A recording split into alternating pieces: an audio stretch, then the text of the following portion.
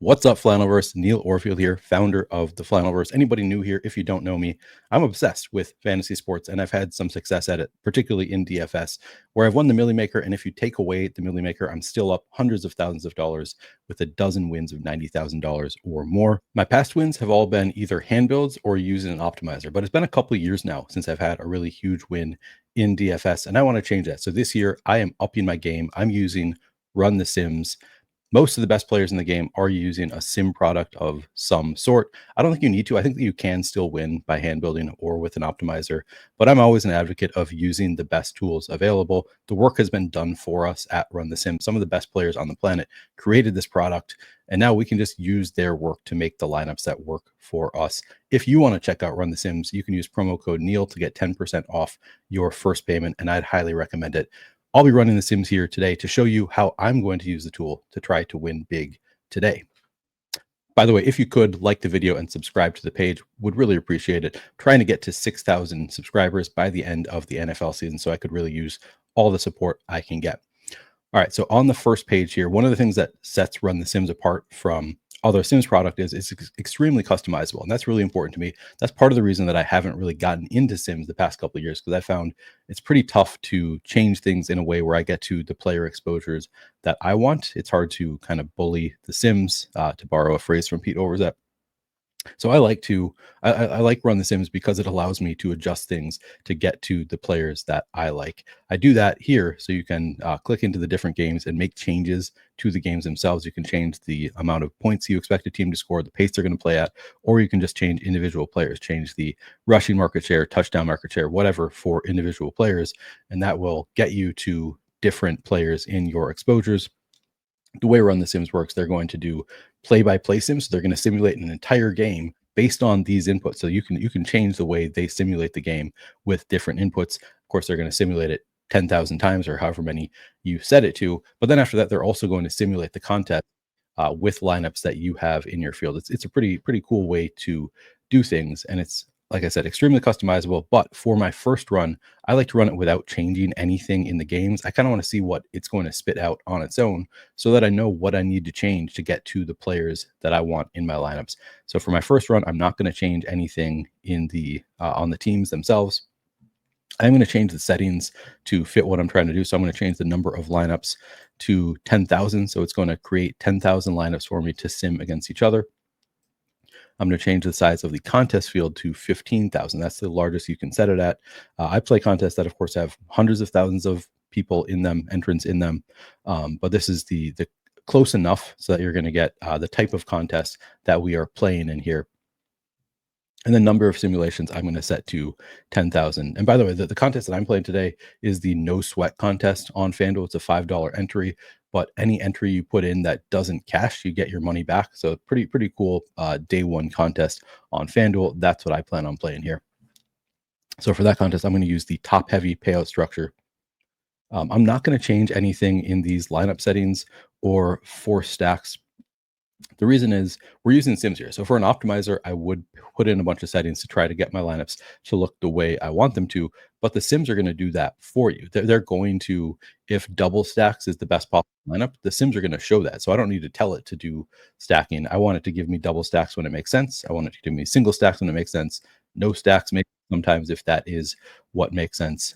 So I'm not going to try to put too many constraints on the Sims product because I think it's a really powerful product. I want to let it do its thing in general. The only things I'm going to be changing for the most part are the players, because I might have different inputs than the inputs that are put in here. Of course, they're going to be strong ones because these are, again, the inputs are by some of the best players in DFS, but still I might see things a little bit different from them. So I'll change the players a little bit, but in general, just going to let the Sims do their thing. The one thing I will click here is the Shady Portfolio Diversifier. This is made by Shady Device. I'm going to put it at 150 because I'm playing 150 lineups here. Shady Device, one of the best DFS players on the planet, and what really sets him apart is he diversifies his portfolio quite a bit. So his lineups are not too similar to each other. They don't cannibalize each other. And then if you use this portfolio, you're less likely to go belly up and just, get $0 back. Your lineups are going to be spread out enough in a really sophisticated way. It's a black box. I don't know exactly how it works. I just know that it does work. So I am going to use the Shady Portfolio Optimizer. And now I'm going to click SimRunner Pro. This is going to run the Sims for me. It's going to take a couple minutes, maybe up to 5 minutes. I'd give yourself at least 5 minutes for when you're running the Sims. I'm going to cut that part out of the video because it's kind of boring, dead air. But just keep that in mind if you are using Run the Sims. You want to give your Sims some time to run. All right, I'm back, and you can see even with the shady portfolio optimizer on, where it is spreading out my exposures, the Sims really like Joe Burrow today on FanDuel. Starting at the top lineup, Joe Burrow, Jamar Chase, T. Higgins. I should note this is not sorted by EV, so if you don't use the shady portfolio optimizer tool, it's just going to sort by the top EV lineups. But with the shady portfolio optimizer tool on, it's not giving me exactly that same order. As you can see here, these are not in order of EV because it's, again, trying not to cannibalize lineups themselves. So it's not going to give the exact same EV order. It's just going to give you, because I did 150, it's going to give me 150 lineups that make sense to play together as a portfolio. Really cool product. Highly recommend that.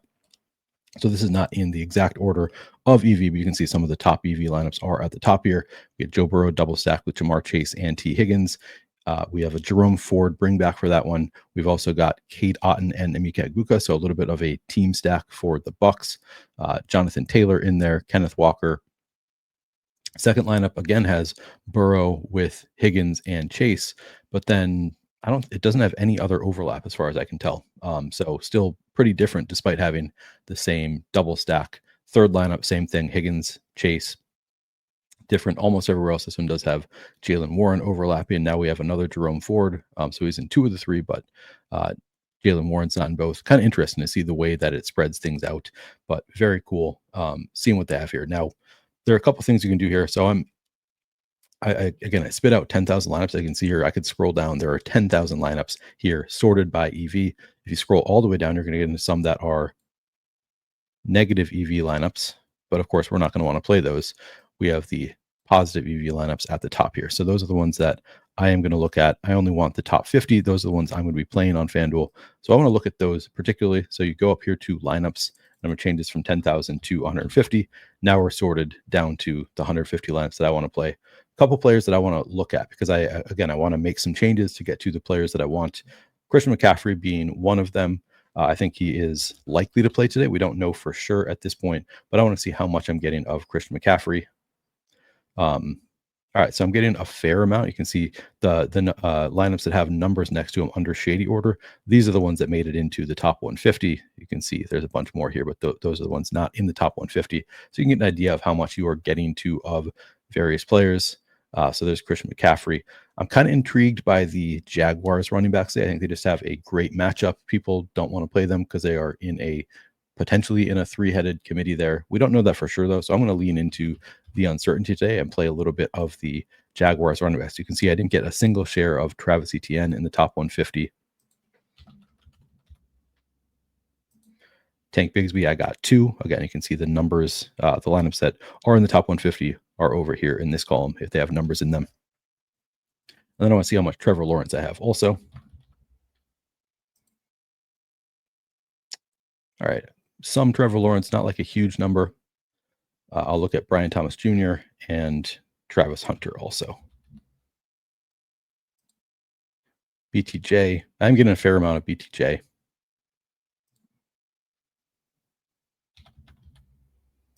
Travis Hunter. All right, some Travis Hunter might want a little bit more. All right, so I've looked at CMC, Jaguars. Jerome Ford, kind of interesting to me today. I did see some at the top here, so I'm getting a fair amount of Jerome Ford. Don't think I need to do anything there to get more. And then finally, Jared Goff. Talked to my friend Derek Brown. He's really into Jared Goff stacks this week. And I think they're going to be pretty contrarian. So yeah, only getting 3 of those. I think I'm going to up my Jared Goff exposure a little bit. So that's just a kind of an easy way to look at, get an idea of how much you're getting into various players.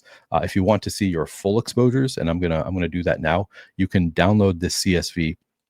Can't currently see your exposures within Run the Sims. I know that's something that they are working on. They're close to getting it done. But as of right now, you have to do some workarounds. So right now I'm going to download the CSV and take a look at my top exposures in a Google Sheet, and I will share that with you in a second here. All right, so I just asked ChatGPT to show me my top exposures here, to give me a formula here to show me my top exposures. And you can see here, Jonathan Taylor got to 49 times in that first run. Trey McBride, 48. Mike Evans, 38. T. Higgins, 37. Devon Achan, 33, and on down the list. Here's the list of my exposures in my top 150 before making any changes. So a little bit of the Jaguars, not a ton at the top there.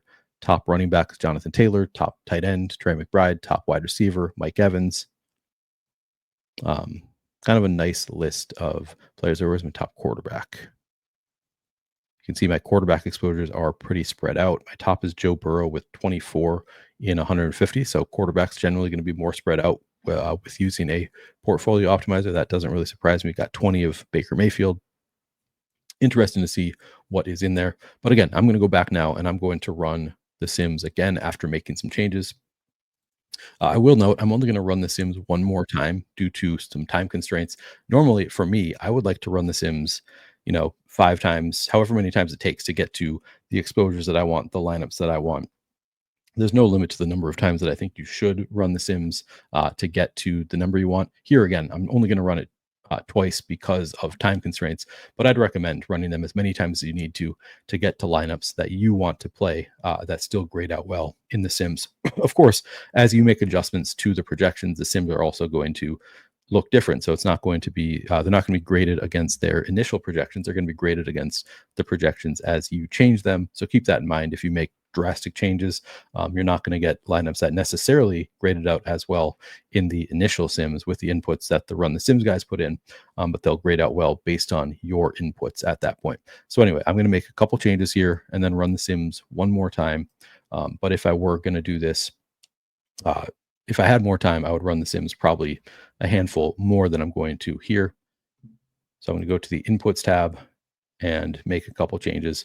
So for one thing, I know that I want more of all the Jaguars guys. Basically, I'm really into the Jaguars stage because of the matchup with the Panthers. I think that could end up being a really fun game, and I think the running backs are going to be a little bit underowned just due to the committee there, kind of an unknown in week one. I like to lean into the uncertainty in week one. So what I'm going to do, because I want to get more of both the Trevor Lawrence stacks and also the running backs, I'm actually going to change the numbers at the top here. So I'm going to change the points scored for the Jaguars all the way up to 29. And I'm going to change the pace to 68. And these are, I don't know exactly what I should do here. Again, I would run multiple Sims to get to exposure that I like if I had more time. But here I'm just kind of guessing numbers that are going to get me a little bit more of the players I want. And I'm also going to change up the rush rate here to 52 because I want to get more of Bigsby and ETN in particular. And actually, because I know I want some ETN, he's currently getting less of the market share than Bigsby, and he's more expensive. So to get to ETN, I think I need to change the market share a little bit here. I'm going to click the Smart Adjust button. So that is going to, when I change the rushing market share, it's also going to change the touchdown market share to maintain the same proportions. So I'm going to change Travis Etienne up to 42%. And then I'm going to click Normalize so that all these numbers change so that I still get to 100% of each. All right, so those are the changes to the Jags. I'm going to make a little bit of an adjustment to Christian McCaffrey because I think he's going to play today. We'll have to adjust if he doesn't end up playing. But to get more McCaffrey, I think I'm going to have to change up the market shares here for McCaffrey up to, I'm going to change this to 75% of the rushing market share. And I'm going to click the Smart Adjust button. Let me go back to, I should have clicked that first, but let me change this. Hang on. That was at 55%. Now I'm going to click Smart Adjust, 75%, and that'll change. Okay, it was about the same. Okay, good. And then I'm going to click Normalize to change all the others. You can see it actually, I moved them up to 75. It brought them all the way back down to 63% there to get me back to 100%. I am going to change him again. Let me try 80%. Normalize gets me down to 68%. That's probably good enough to get to some McCaffrey, more McCaffrey than I was getting before. And then finally, I'm going to change Jared Goff here. I want to get a little bit more there. I'm going to change the rush rate. Actually, I kind of like Gibbs also, so I don't think I actually want to change off of Jameer Gibbs. So I'm just going to change point scored to 25, pace to 64. I think that'll be enough to get a little bit more Goff. Maybe I'll change it a little bit more just because I want to be able to see the change. All right. And now I'm going to run the Sims again and see what comes out. I'll let you know once I've run them. All right, we are back. Reminder, if you could, please do like the video and subscribe to the YouTube channel if you haven't already done so. We're back, though, with our second sim run. Again, I'm only running 2 here. I normally would run more, although you don't want to go overboard. You do kind of want to let the sims do their thing, trust the process and the product that you are using. But after making some little adjustments there, you can see Trevor Lawrence makes it into my top lineup here with BTJ and Travis Hunter. Love to see that. Still getting Joe Burrow in my second lineup. Still a lot of Burrow at the top. Jared Goff now making his way up. So the changes that I made did take effect. We'll see to what extent. Let me see how much Goff I'm getting here. So the Goff lineups, yeah, getting to a little bit more Jared Goff in my top 150. Let's see if we're getting to any ETN or Bigsby.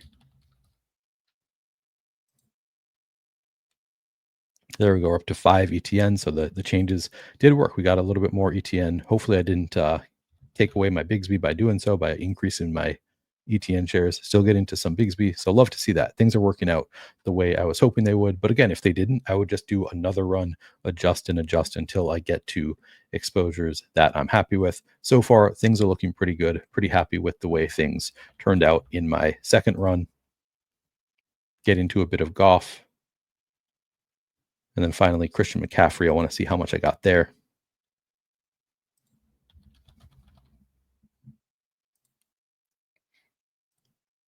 Good amount of Christian McCaffrey. He came up in my second, third, eighth, ninth, several lineups. A lot of Christian McCaffrey exposure after I increased his market shares. Love to see that. So pretty happy with the way things turned out in my second run here. But I would still probably go back, take a look across the whole portfolio and run more if I had more time. But I'm out of time here. I'm satisfied with the results after making minor tweaks. They're happy to see that the tweaks worked and got me a little bit closer to the exposures that I want here. But generally, my advice would be you don't want to bully them too much. You should trust the inputs to some extent, but maybe take a few stands here or there on players that you think the field is missing out on. Make little adjustments to the inputs on specific situations if there are players that you really like or really dislike relative to the field. But other than that, I think you should generally lean in into the resources that you're using. So in this case, Run the Sims, we're getting the projections and we're getting the Sims from some of the best DFS players on the planet. Run the Sims is run by Nerdy Tenor, Utica, Brick75, Adam, Shit My Money Share. They're running the site.